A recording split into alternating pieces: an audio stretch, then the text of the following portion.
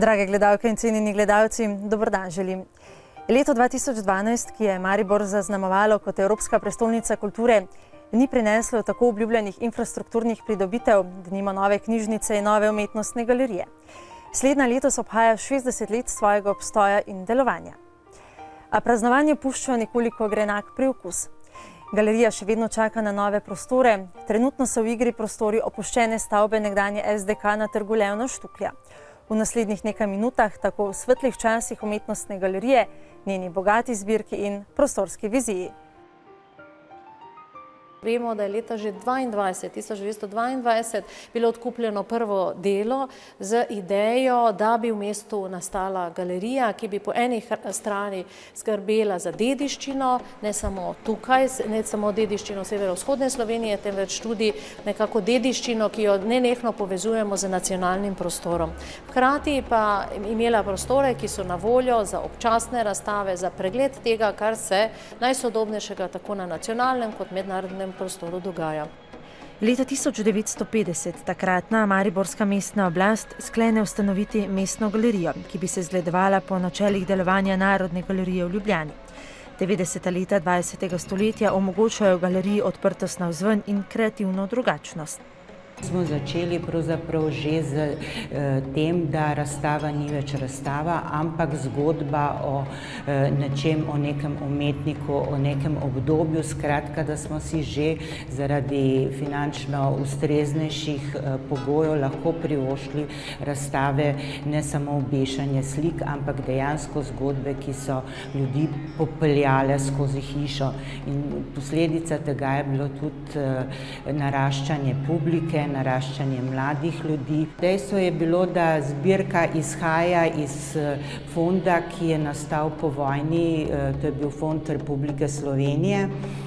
Je izhajala politika deloma iz prostorske osnove severovzhodne Slovenije, deloma pa seveda smo poskušali tudi slediti najnovejšim trendom. Sem pa nekako ostala v tem, da je zbirka slovenska, ker nekako se ni pokazalo, da bi bile možnosti, da bi na primer lahko ustvarili mednarodno zbirko. Leta 2014 se je zbirka UGM ponaša žanrsko raznolikostjo 5000 eksponatov iz različnih obdobij.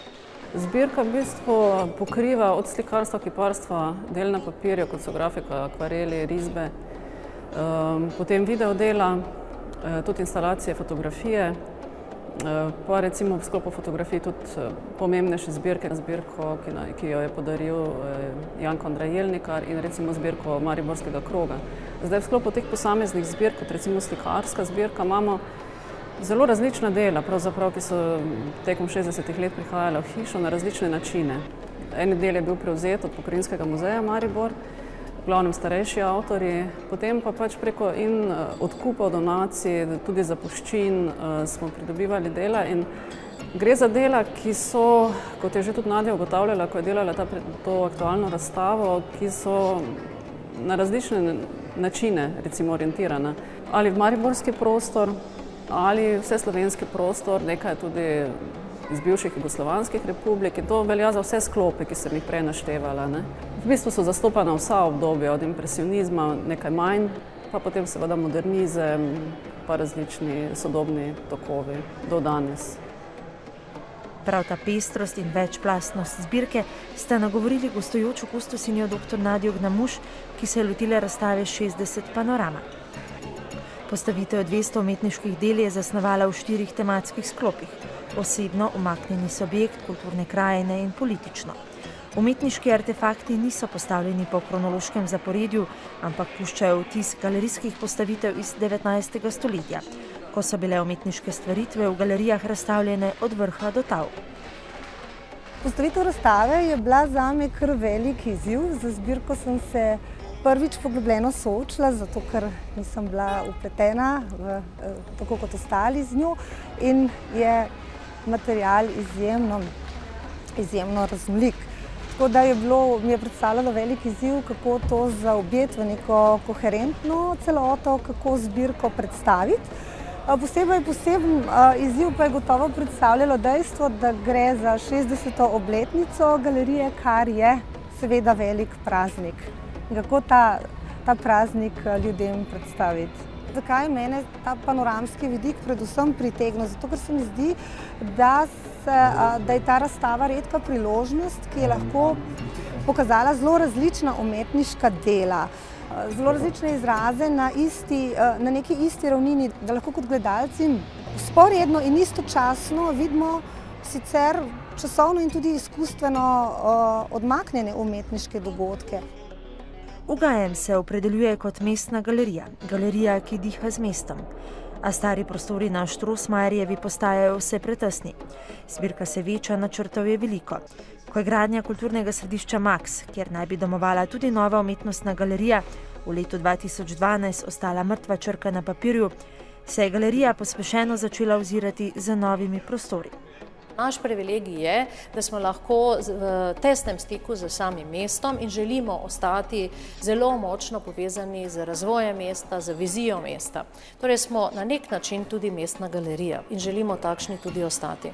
Po drugi plati smo regionalna galerija, čeprav v Sloveniji vemo ni regij, ampak nekako, ne glede na ta obseg, mi pokrivamo severovzhodno Slovenijo od samega pričetka ustanovitve galerije.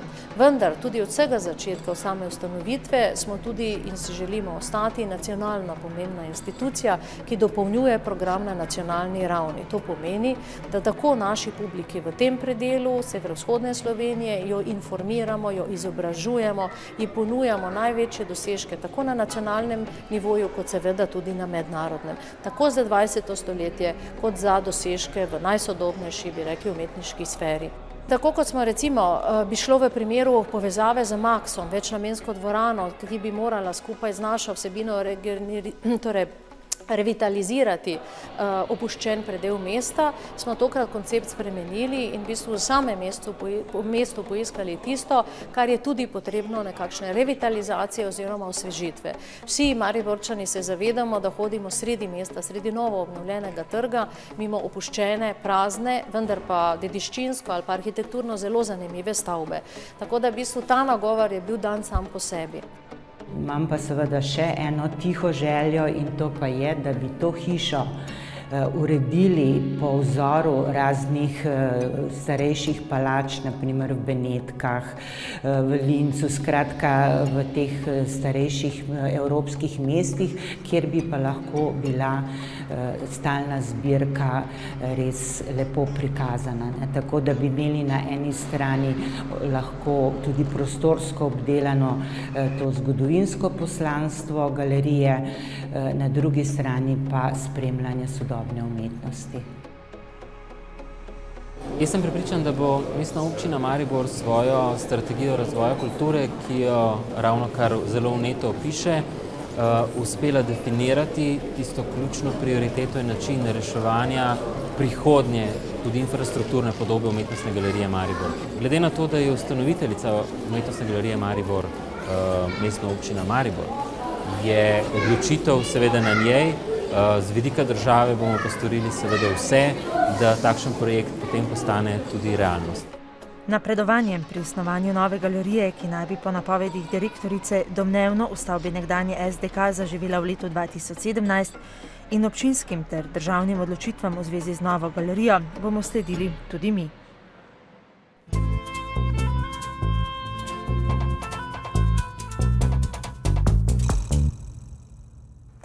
Visoki jubilej, 80 let svojega delovanja, je minulo leto praznoval Pokrajinski arhiv Maribor. Če bi naredili anketo med Mariborčani, bi morda ugotovili, da za njegov obstoj niti ne vedo. Da pa Pokrajinski arhiv naredimo vsaj kanček bolj prepoznaven, sem tokrat v goste povabila gospoda Ivana Frasa, direktorja Pokrajinskega arhiva Maribor. No, gospod Fras pa se je domislil, da kot sogostjo povabimo še gospo Špelo Spanžel, direktorico Direktorata za kulturno dediščino. Obema gostama želim prisrčen dober dan. Začniva pri vas, gospod Fras. Morala sem prav paziti, da se mi ni zareklo Pokrajinski muzej, ne? Kajti verjetno so ti lapsusi Pokrajinski muzej, Pokrajinski arhiv kar pogosti. Ja, zdaj glede na to, da Pokrajinski arhiv Maribor domuje že v Mariboru kot sedež 80 let, še vedno prihaja do teh razlik, kajti tudi muzej je nastal iz podobne institucije ali pa začetki Pokrajinskega muzeja so enaki kot pa začetki našega arhiva, tako da že od začetka nekako delujemo skupaj, ampak vseeno smo se potem v letu 1933 ločili. In kje zdaj domujete? Torej, sedež arhiva je na glavnem trgu 7, to se pravi skoraj v centru, čistem centru Maribora, tako da nas je tudi zelo lahko najti. Kakšno je poslanstvo Pokrajinskega arhiva Maribor, gospod Fras? Ja, gledajte, poslanstvo je več, ne? Ampak vsa ta poslanstva so za nas zelo pomembna.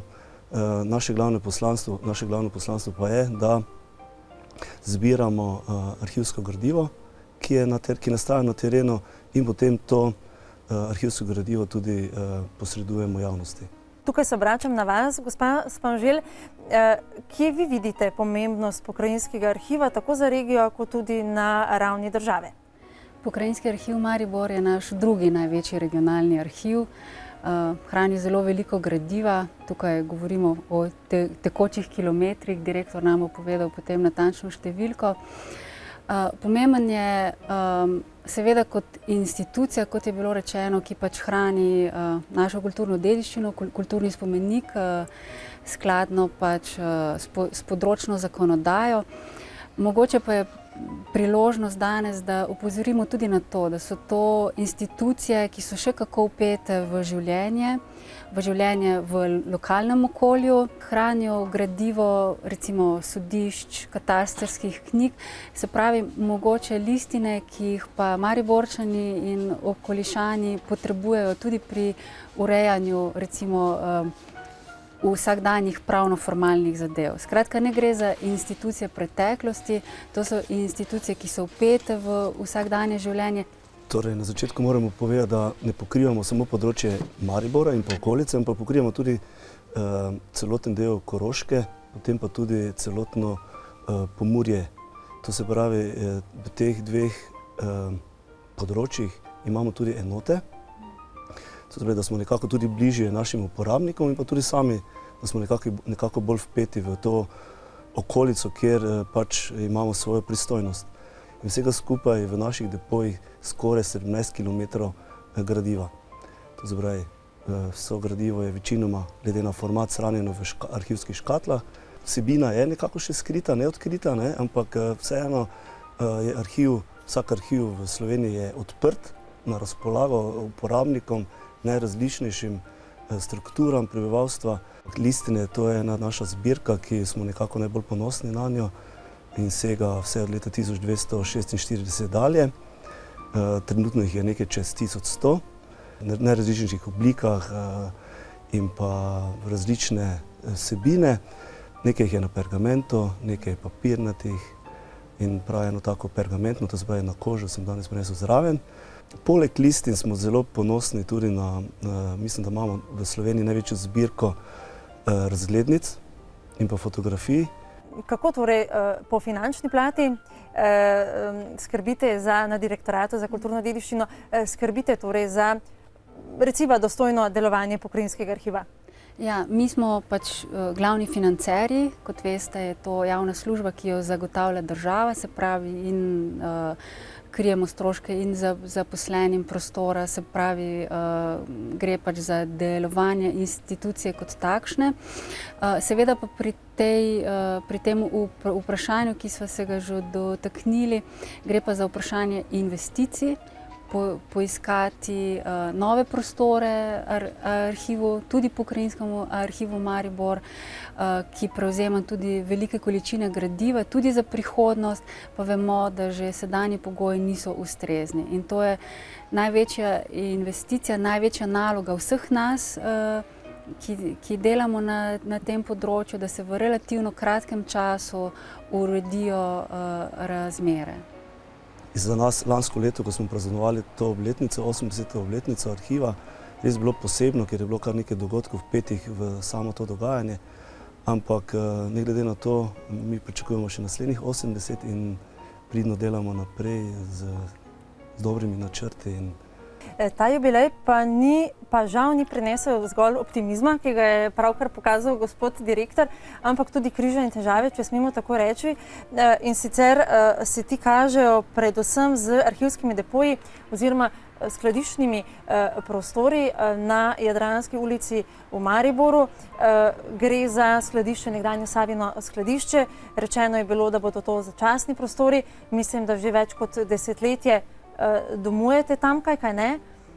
Se je tudi kar nekaj kilometrov gradiva že nabralo, vendar so pa prostori neprimerni, pa mogoče za začetek, gospa direktorica, še vi enkrat povzamete, kakšni morajo biti torej primerni prostori za hrambo dragocenega arhivskega gradiva. Vsak prostor, kjer se pač gradivo trajno hrani, mora imeti določeno temperaturo, določeno vlažnost in to so pač ti strokovni standardi.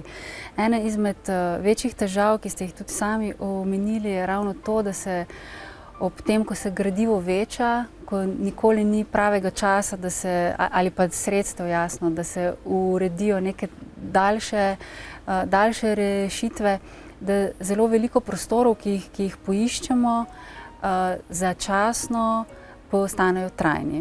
In to je recimo eden od primerov, ki se nam je zgodil tudi s skladiščem na Jadranski cesti. Skratka, skladišče je po teh parametrih pač neprimerno, prehladno, prevlažno in to zagotovo na gradivo vpliva zelo, zelo kvarno. Mi pač v tem postopku urejanja te problematike si želimo seveda, da je gradivo čim bolj dostopno uporabnikom, da niso nekako na svoj način oškodovani, da ne pride do tega gradiva. Predvsem pa nas tu mogoče malo skrbi ta res časovna omejenost in prav v tem času pa sedaj z naše strani in pa seveda v sodelovanju tudi z Ministrstvom za kulturo in pa tudi z Mestno občino Maribor konec koncev najti čim prej neko rešitev in to si najbolj želimo. No.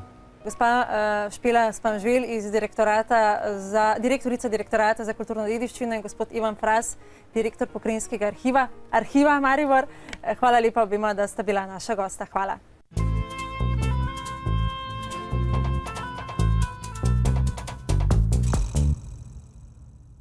Tina Debaj-Eder je plesalka sodobnega plesa. Andrej Hrvatin je glasbenik in oblikovalec zvoka. Skupaj sta zasnovala projekt s skrivnostnim imenom La Mugzi, za katerim se skriva glasbeno-plesni improvizacijski laboratorij. Ustvarjalca v nadaljevanju odstirata koncept projekta in svoj pogled na improvizacijo.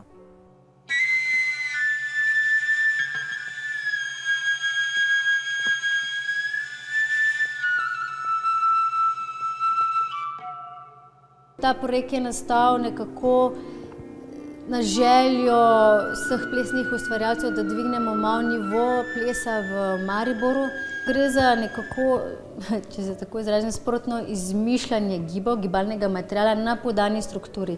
Seveda so vaje že strogo določene naprej in so tudi vadiva po mesece, po 8 ur na dan, da nastane ta improvizacija.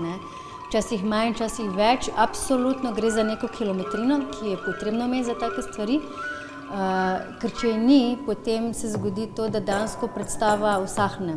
Ubadala sva se samo strukturo prostora, torej kako predrugačiti prostor skozi glasbo in ples, torej kako recimo linija telesa prebada glasbo oziroma obratno.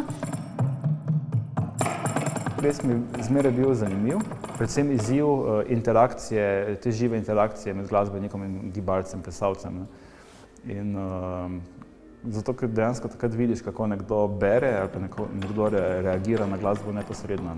In hkrati ti, ko vidiš njegove gibe ali pa vidiš, kako nekdo bere in občuti glasbo, dobiš povratno informacijo in odreagiraš nazaj. In to se mi zdi ena taka zelo lepa komunikacija.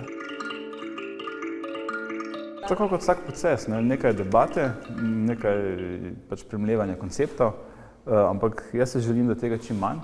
Potem pa ja, akcija, se pravi preizkušanje materijala v živo. Včasih se določi neka tema, potem se ta tema odpleše, odigra. Potem debata, koliko je bilo to uspešno, ali je za to funkcioniralo ali ne, kaj smo s tem dosegli in dejansko to. Se pravi, nek premislek, kaj želimo izvesti, potem pa preučevanje tega materijala v praksi.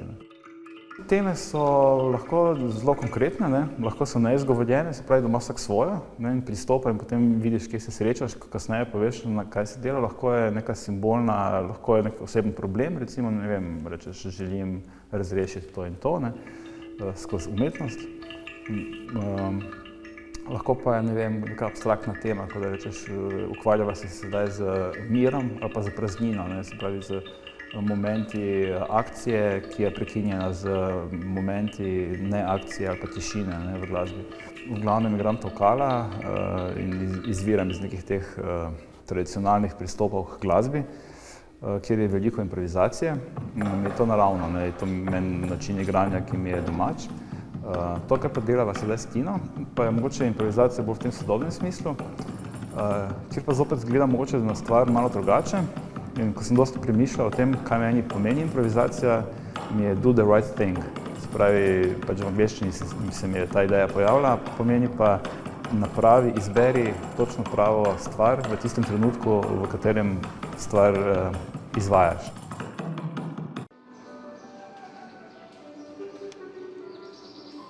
Eden prvih plesalcev, ki je gostoval znotraj projekta La Mugzi, je Gregor Kamnikar.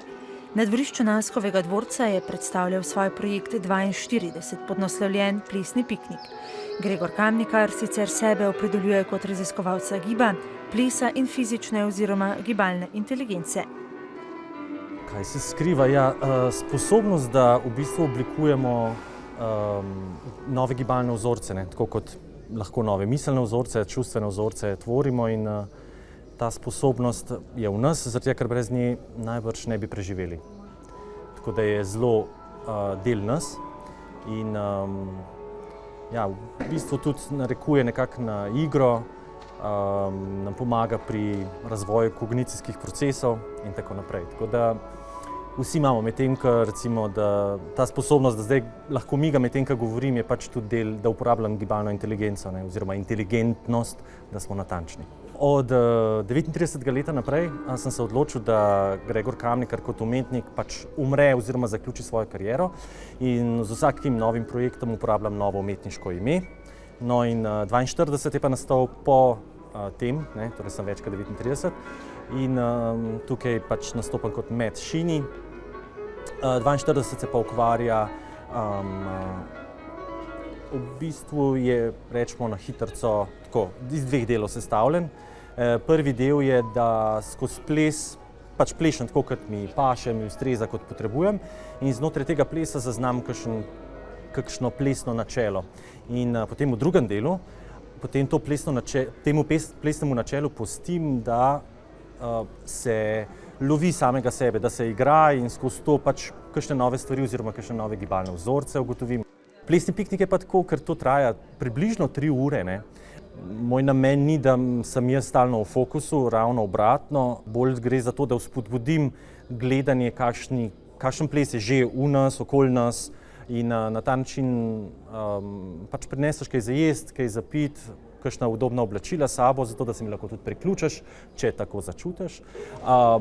In v bistvu oblika piknika je še najbolj opiše to na hitro, ne. Na njegove igrarije in njegovo strast do ludensa oziroma igre nakazujejo tudi njegova umetniška imena, psevdonimi. Nabralo se jih je že kar okrog 30 in še svoje prijatelje ter najbližje uspe z njimi včasih pretentati. Uporabljanje teh psevdonimov je simbolično dejanje. Je zelo enostavno, pač mislim, da smo preveč naravnani na imena, da damo preveč na imeno.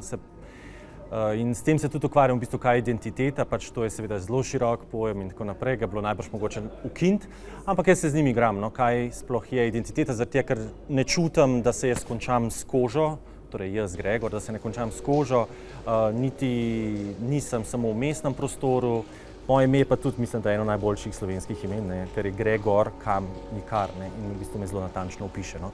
Tako da vidiš, da se skozi igram, pa da je ogromno zgodb pozadij, ni nujno, da so evidentne, pač to so v mojo lastno zabavo, če pa še koga zanima, pa super in se skupaj igramo.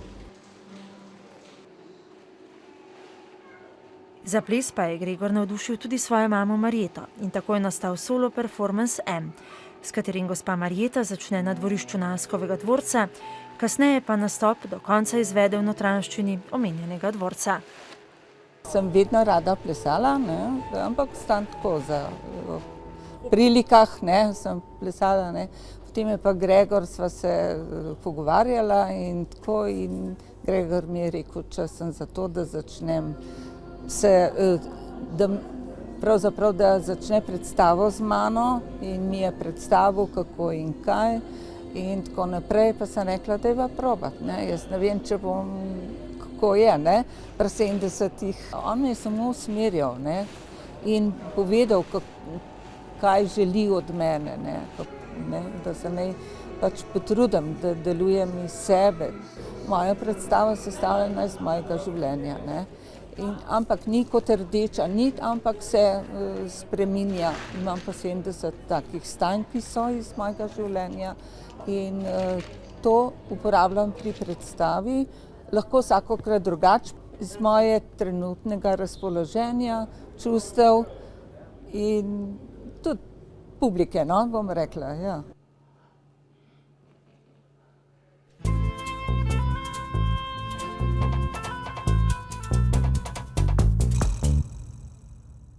Povrnimo se še malo k razstavam.